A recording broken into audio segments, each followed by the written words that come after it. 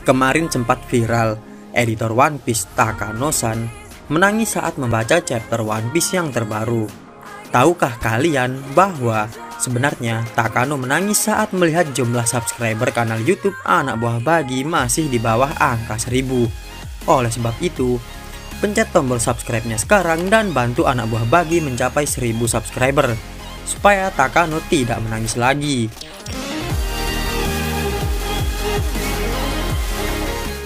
Halo teman-teman, ketemu lagi dengan Anak Buah Bagi, penyedia konten pembahasan seputar One Piece.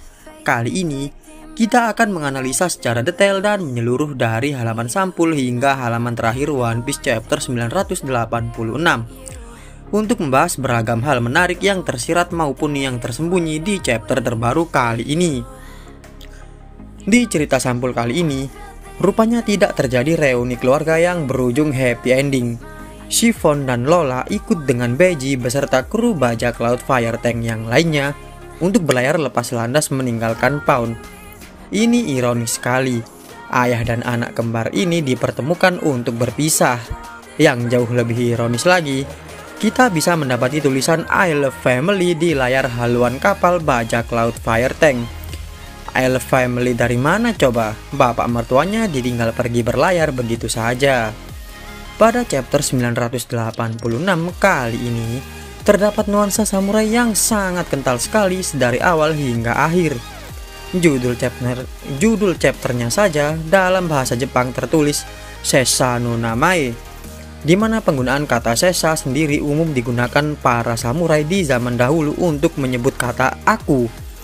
Arti dari kata Sessa no Namae dalam bahasa Indonesia adalah nama saya. Selain judul chapternya, masih banyak unsur penting yang berkaitan dengan samurai pada chapter kali ini. Apalagi, di chapter kali ini, kita mendapati Momonosuke mendapat porsi peran yang cukup penting bagi kelangsungan alur cerita arc Wano ini. Di chapter 985 sebelumnya, kita mendapati Kikunojo sedang menangis di balik zirah samurainya dengan pedangnya yang berlumuran darah. Ternyata, jawaban atas adegan tersebut langsung tersaji di awal chapter 986 kali ini. Kita bisa melihat Kanjuro sedang terbujur kaku dan bersimbah darah di atas tanah yang bersalju. Melalui nostalgia singkat mereka, kita bisa melihat dengan jelas meskipun Kanjuro telah mengkhianati mereka. Bagaimanapun, Kanjuro pernah menjadi bagian dari mereka layaknya seorang saudara. Kinemon meletakkan topinya di atas kepala Kanjuro sebagai bentuk penghormatan terakhir. Tapi, apakah Kanjuro benar-benar sudah mati? Seandainya Kanjuro belum mati, tentu akan sangat menarik jika nanti ada bagian cerita yang menampilkan penebusan dosa Kanjuro. Entah itu dengan berkorban nyawa menyelamatkan Momo atau mantan rekannya sebagai pengikut Oden. Di halaman ketiga, kita bisa melihat tekad samurai yang dimiliki oleh para sarung pedang merah. Izo sudah memantapkan tekadnya untuk memilih Onigashima sebagai tempat kematiannya.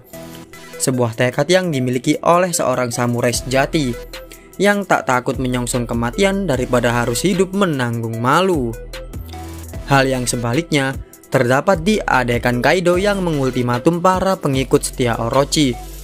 Tak butuh waktu lama untuk menyatakan kesetiaan mereka terhadap Kaido. Dengan mudahnya, mereka membuang kehormatannya sebagai samurai karena rasa takutnya terhadap Kaido. Tentunya, hal itu sangat berlawanan dengan Bushido, yaitu kode etik para samurai yang dikenal sebagai pejuang yang loyal dan terhormat. Kakek Hyo pun sempat marah mengetahui hal tersebut. Di chapter ini, kita bisa mengetahui dua jenis samurai. Samurai yang menjunjung tinggi kehormatan dan kesetiaannya, dan samurai yang jiwa pejuangnya telah membusuk ke akar-akarnya. Nami dan Carrot telah tertangkap oleh Big Mom. Mereka berdua rela tertangkap demi meloloskan Shinobu yang pergi duluan untuk menyelamatkan Momo. Mungkin Shinobu sepemikiran dengan kita sebagai penggemar One Piece. Membunuh Orochi adalah hal yang sia-sia, karena ancaman terbesar mereka hanyalah Kaido seorang. Kaido tak percaya bahwa bocah yang disalib itu adalah anak dari Kozuki Oden. Kaido teringat bahwa dulu ia pernah menanyakan hal yang sama kepada Momo di istana klan Kozuki 20 tahun lalu. Tapi, pertanyaan tersebut tak terjawab karena Momo sangat ketakutan. Oleh sebab itulah, Kaido bertanya sekali lagi kepada Momo saat ini. Jika benar dia adalah keturunan Oden, Momo akan dieksekusi. Jika tidak, maka nyawa Momo akan diampuni. Di tengah bulian para anak buah Kaido yang mengolok-olok Momo untuk menyebutkan sebuah nama yang lucu, Momo teringat akan masa lalunya. Momo teringat ucapan ibunya bahwa suatu saat nanti Momo akan menjadi seseorang yang memimpin negeri Wano. Momo juga teringat perkataan ayahnya tentang arti dari namanya. Lalu, Momo meneriakkan namanya dengan lantang. Seperti yang saya katakan di awal, nuansa samurai sangat kental sekali di chapter kali ini. Momo pun meneriakkan namanya dengan gaya bahasa yang digunakan para samurai. Kozuki Momonosuke, Wano Kuni no Naru Otoko de Shogun de Gozaru. Artinya, Kozuki Momonosuke, lelaki yang akan menjadi shogun negeri Wano. Gaya bahasa tersebut sejalan dengan keberaniannya mengungkapkan identitas dirinya yang sebenarnya. Meskipun tidak lama setelahnya, Momo menangis ketakutan karena sadar nyawanya tak akan tertolong akibat jujur mengatakan identitasnya yang asli. Di saat yang bersamaan, kita bisa mendapati Luffy melepaskan borgol peledak yang dipakai oleh Yamato. Hal yang menarik di adegan ini adalah Luffy memanggil Yamato dengan nama Yamao, yang artinya adalah pria gunung. Apakah ini pertanda bahwa Luffy mulai merasa nyaman dan akrab dengan Yamato? Sepertinya Zoro dan Kid telah menghabisi para musuhnya, sedangkan Trafalgar Law terlihat mulai beraksi bersama krunya. Sedangkan Chopper dan Usopp bergerak menuju platform eksekusi untuk menyelamatkan Momo. Sepertinya ini akan jadi hal yang sangat menarik ke depannya. Ledakan borgol Yamato ternyata sangat dahsyat sekali. Dampak ledakannya membuat lubang yang cukup besar di dinding kastil dan mengejutkan Big Mom beserta anak buah Kaido yang lainnya. Ekspresi kekesalan Yamato terlihat sangat lucu sekali di sini.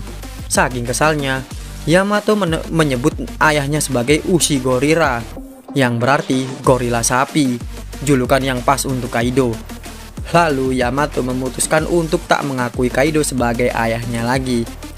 Sebelum Yamao menerjang Kaido, Luffy menghentikannya karena para sarung pedang merah sudah menerjang duluan ke arah Kaido. Apakah Luffy menggunakan Kenbun Shokuhaki masa depannya akan hal ini? Ada beberapa hal yang bisa mendasari pernyataan tersebut. Yang pertama, Luffy memperingatkan Yamato sesaat sebelum para sarung pedang merah menyerang Kaido. Yang kedua, Kaido dan para jenderal berencananya benar-benar terkejut saat diterjang sarung pedang merah dari belakang. Tapi, bisa jadi ini sekedar pengamatan biasa dari Luffy yang mungkin ada di posisi dengan sudut pandang yang bagus. Izo dengan tangkas melucuti King dengan satu tembakan dari pistolnya. Sebagai secama bajak laut dan komandan para Yonko, sepertinya mereka saling mengenal sebelumnya. Sedangkan Nekomamushi berhasil melucuti Kaido dengan cara menepis dadanya. Selagi para sarung pedang merah menyerang secara bersamaan, hal yang paling disorot di sini adalah ekspresi tiga anggota sarung pedang merah yang penuh dengan amarah. Mereka adalah Asura Doji, Denjiro, dan Kinemon. Mereka bertiga terpikirkan oleh satu hal yang sama. Buanglah namamu, buanglah akal sehatmu, pertaruhkan nyawamu dalam satu serangan. Dengan satu seruan serempak, subscribe kanal YouTube Anak Buah Bagi.